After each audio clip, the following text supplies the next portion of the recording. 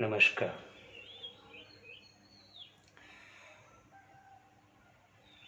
Friends, in the last 3 to 4 discourses, we have been examining Vikshepas, that is, disturbances that arise from various obstacles.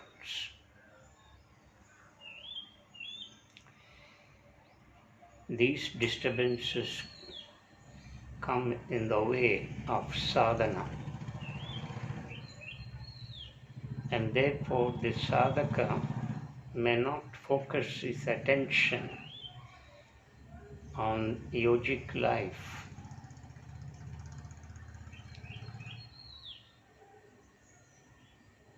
And we have examined in the previous discourse how these Vikshepas can be arrested so that steadiness of mind can be attained. And those 4 virtues identified by Patanjali are Maitri, that is being friendly, Karuna, that is being compassionate, Mudita, that is independent partake the joys of the others, and Upekshana, that is being indifferent to the vices or evils. There are other ways or means by which Vikshepas can be arrested so that steadiness of mind can be achieved. The steadiness of mind is very important in yoga sadhana. If the mind is not steady, if you are constantly disturbed, then you cannot meditate. You cannot attain the higher reality. You cannot move to the higher levels of yoga sadhana. Therefore,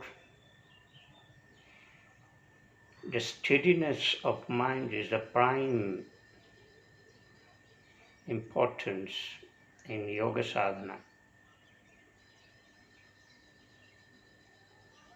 And let's examine the other ways or means by which the steadiness of mind can be achieved in this discourse. One such way is pranayama. Now here you need to be very careful that when the speaker is referring to pranayama, it should not be identified with the higher practices in pranayama. We have already dealt with this very elaborately in one of our previous discourses. The prime objective of pranayama, or the ultimate object of pranayama, is to attain kumbhaka, that is cessation of inspiration and expiration. But here we are more concerned with attaining steadiness of mind.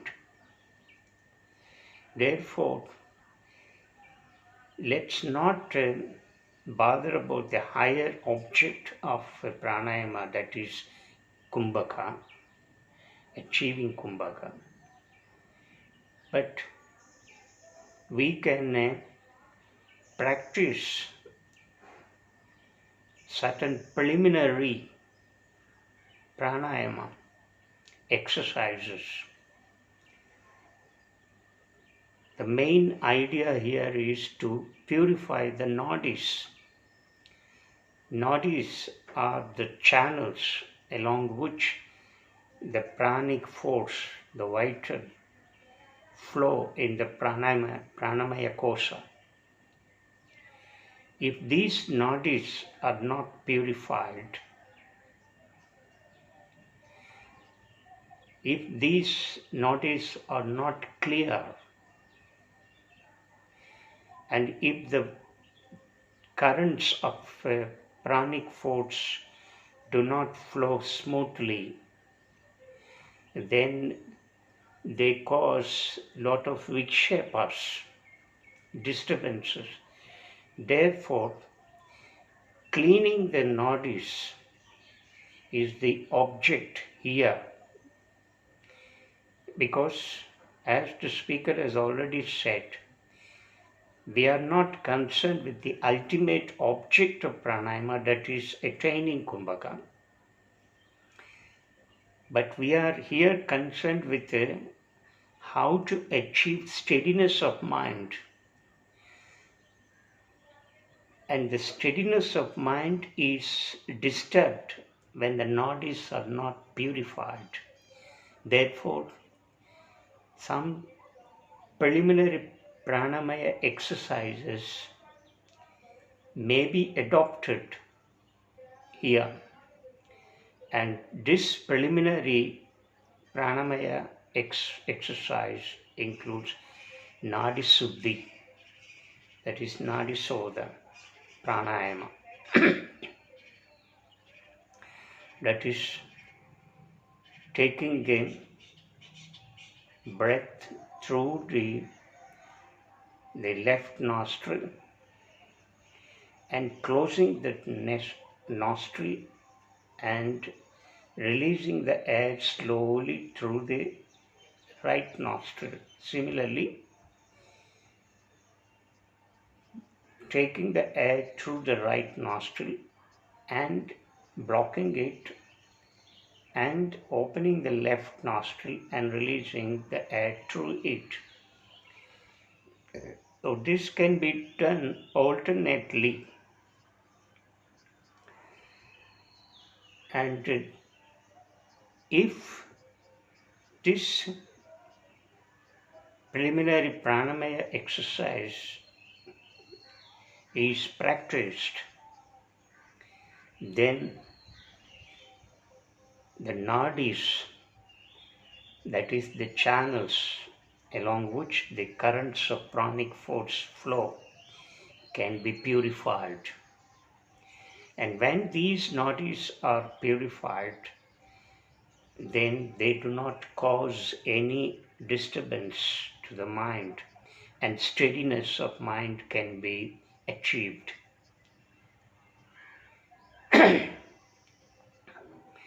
Because as we have just now learnt, that nadis are the channels along which the currents of pranic force flow.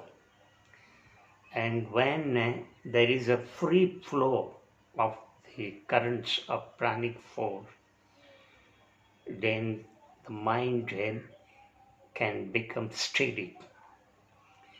So this is the object of practicing the preliminary pranamaya exercise in order to achieve the steadiness of mind. The second one is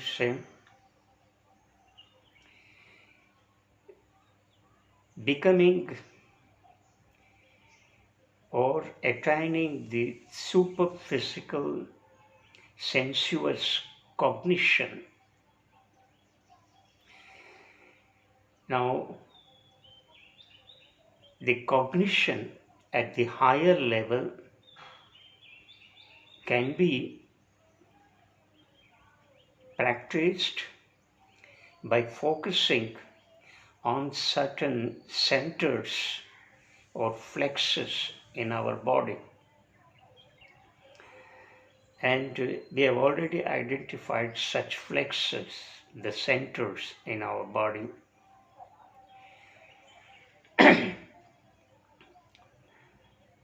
And the sadhaka may concentrate on any one such flexus or centers in the body.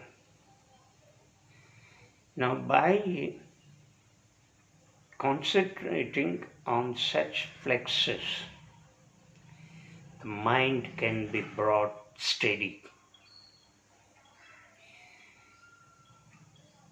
One such focus on the super physical cognition is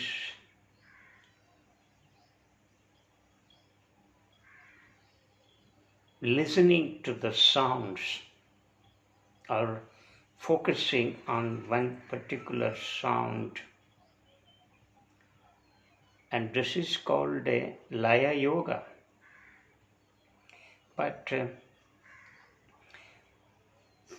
so laya yoga mainly it deals with the focusing the mind on such super physical, sensual sounds in the body. But again here you have to keep one point.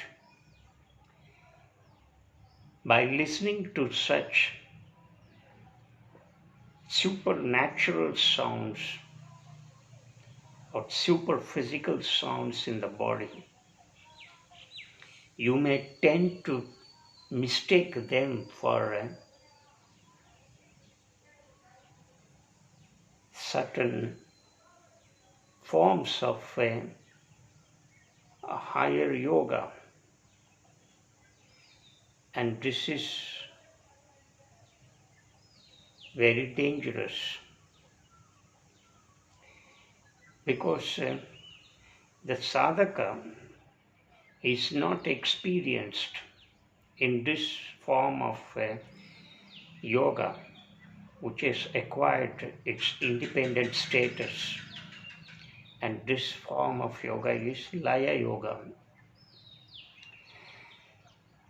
So when we do not have a considerable amount of knowledge about this science of yoga, then we may be misled,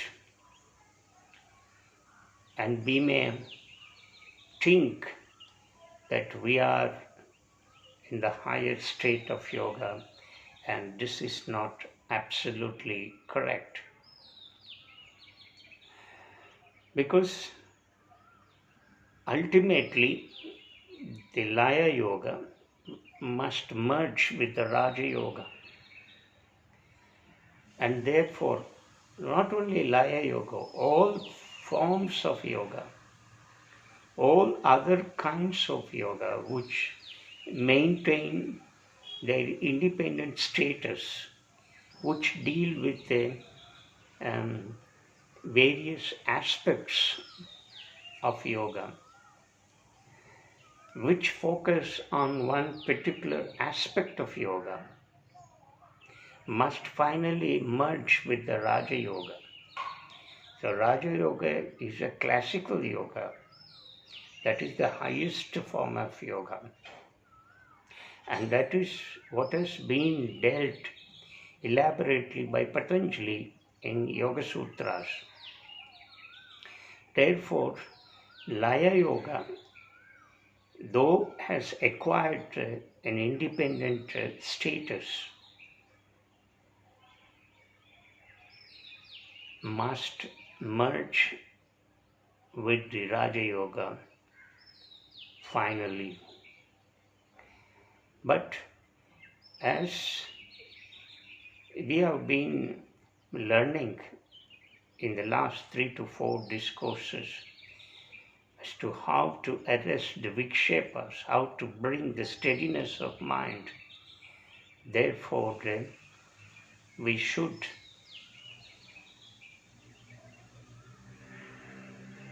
we can consider this laya yoga, that is focusing on certain super physical sounds in the body, or focusing on certain centers in our body. We can arrest the Vikshepas. We can attain the steadiness of mind.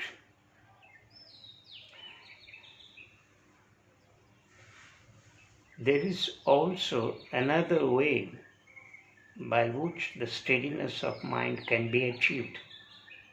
That is Japa Yoga or Mantra Yoga. Constantly repeating the sound, and the speaker also has dealt with this form of yoga elaborately in one of his previous discourses, and listeners may kindly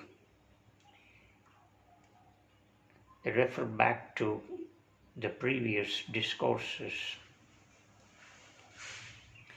Mantra Yoga or Japa Yoga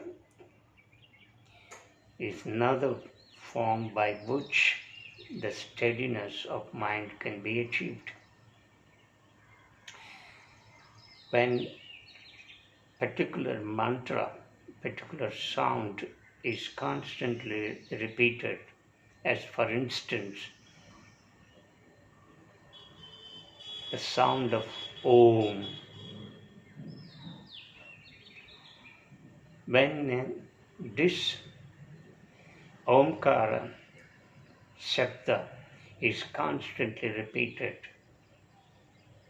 it creates vibrations, and these vibrations in turn purify the nadis.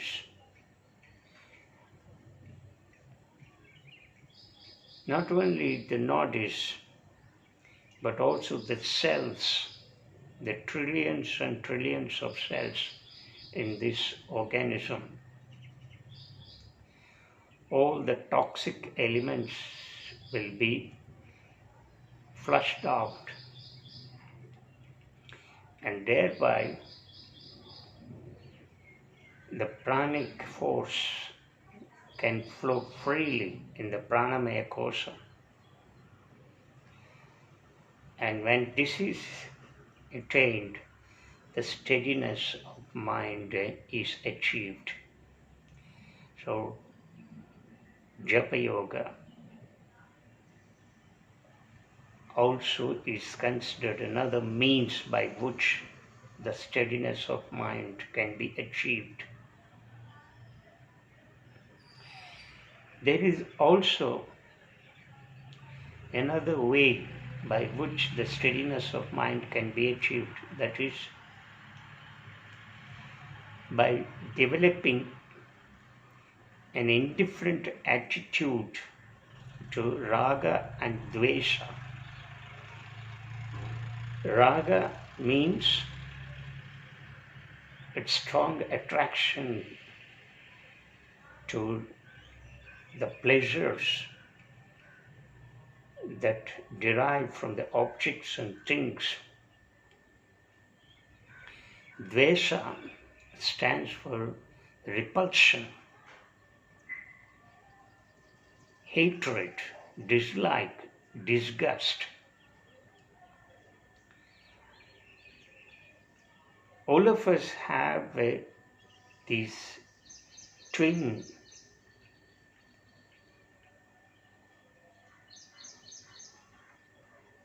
elements, Raga and Dvesha. We are attached to these two. A strong clinging to life, a strong clinging to the pleasures of life, a passion for such pleasures, a deep longing for such pleasures, and a strong hatred for certain things or objects or ideas or persons or even animals or other creatures in this creation.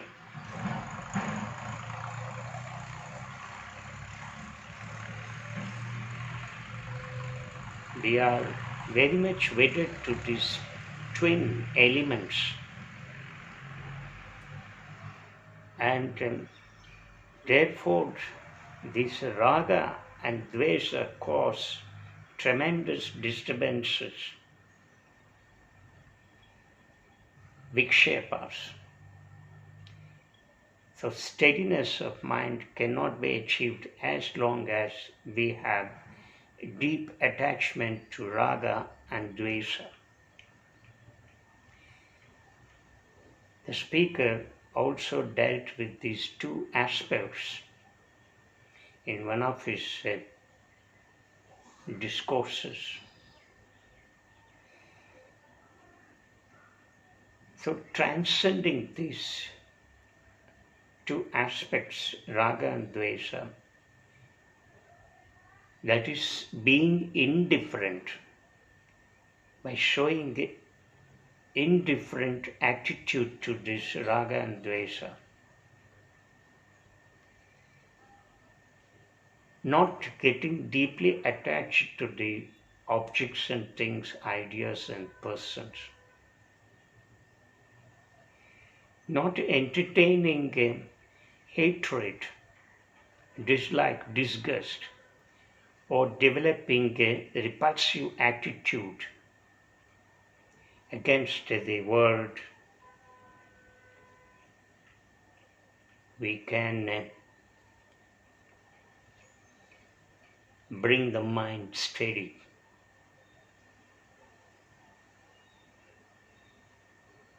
After all, the object in yoga sadhana is to achieve steadiness of mind.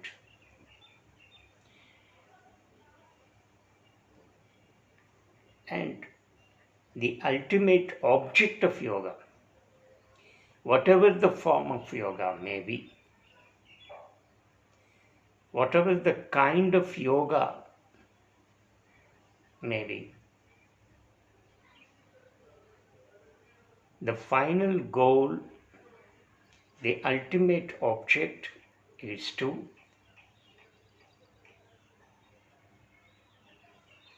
attain the steadiness of mind, achieving the calm and tranquil state, being free from restlessness. But achieving the calm state is the only a beginning in yoga. But when this state of calm mind, tranquil mind,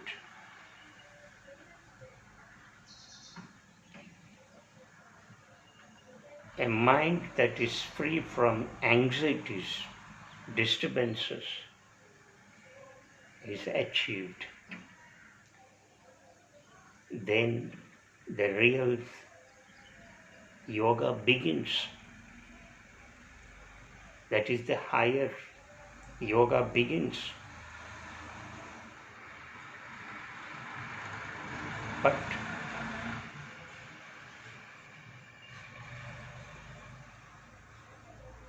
the moment you are in a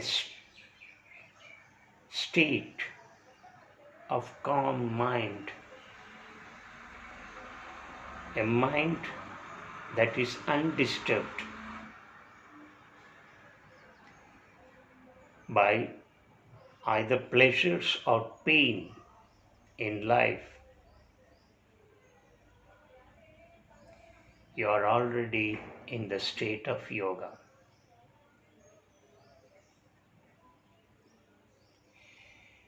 So, in the last 4 to 5 discourses, including the present one,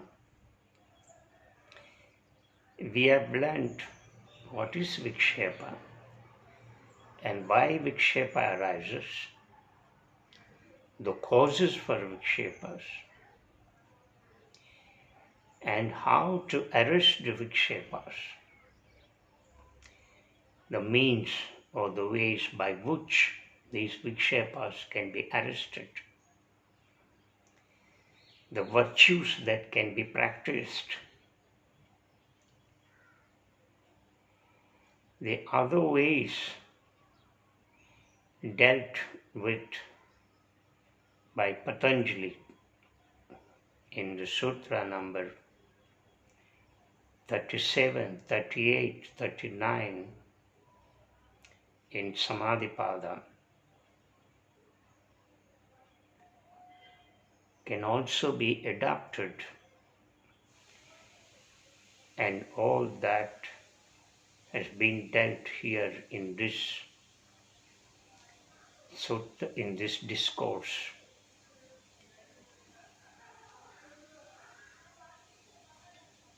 The Vikshepas play a vital role in our life.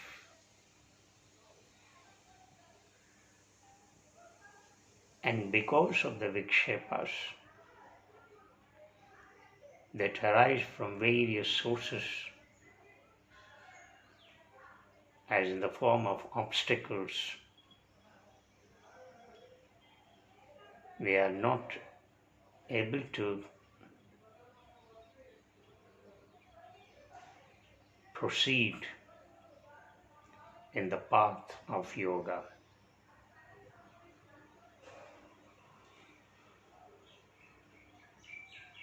We are not able to lead a calm and undisturbed life.